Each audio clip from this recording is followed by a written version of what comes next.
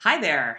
My name's Desiree Pointer-Mace. I'm the Associate Dean of the School of Education. Nancy Athanasio, Dean of the School of Education. And we are presenting this video to you because on the strength of your preparedness, you have been nominated for an internship position for student teaching in this upcoming semester. In discussing this, the faculty really talked about how ready the various candidates seem to be able to not only take on the demands of student teaching, but also to potentially assume additional challenges and opportunities that an intern position entails. Do you want to describe a little bit of what's involved in being an intern? Sure. So interns, first of all, intern positions are really designed by the school districts themselves. So the school districts have to apply to DPI for an internship position. Mm-hmm. And then once those are available, the various schools of ed determine what candidates we have that would fit that need. An intern then would work for the school for the entire 18 weeks of student teaching. Mm-hmm. They are teaching 50% of the time, starting from day one. Mm-hmm. So you do have a mentor, you do have a cooperating teacher, but half the time the classroom is yours, mm-hmm. right from the very beginning. Right. So that's definitely one of the factors that the School of Ed faculty take into consideration is how ready is someone not only for this, for student teaching, but the readiness to really start day one with basically a classroom of your own, or half a classroom of your own, I should say. It's kind of like swimming. So if basically we want everybody, all of our student teachers need to be able to learn to swim.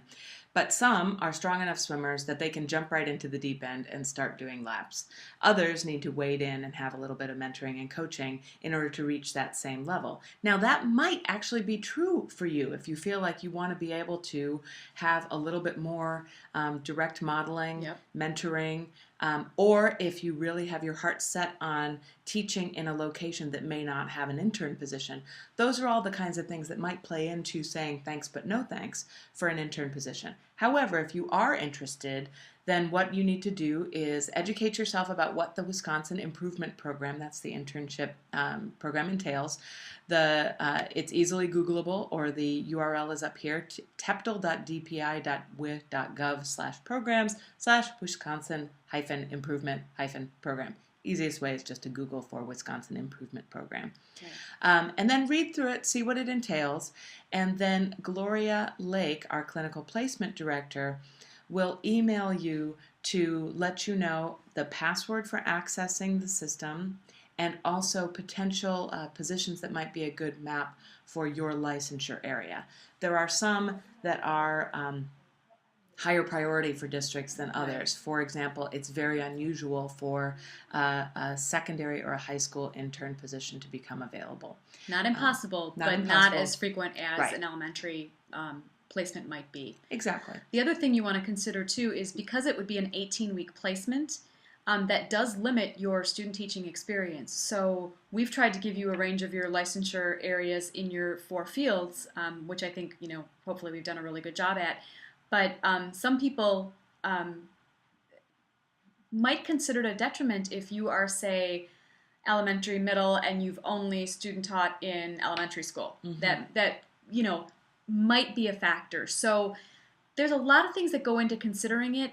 One thing we didn't mention is that interns do get a small stipend, so there's certainly that, but I would not want that to be the only reason people would go and do this, because it really is significantly ramped up, and again, it can be potentially, it has a lot of pros, but there's also cons to it as well. So, exactly. I mean, it's something that we really want you to think very carefully about. Right.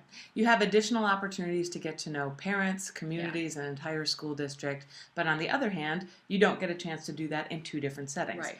So we have found that in some cases, I would even say in many cases, interns set themselves up very nicely to be hired by the school or district where they've done their internship.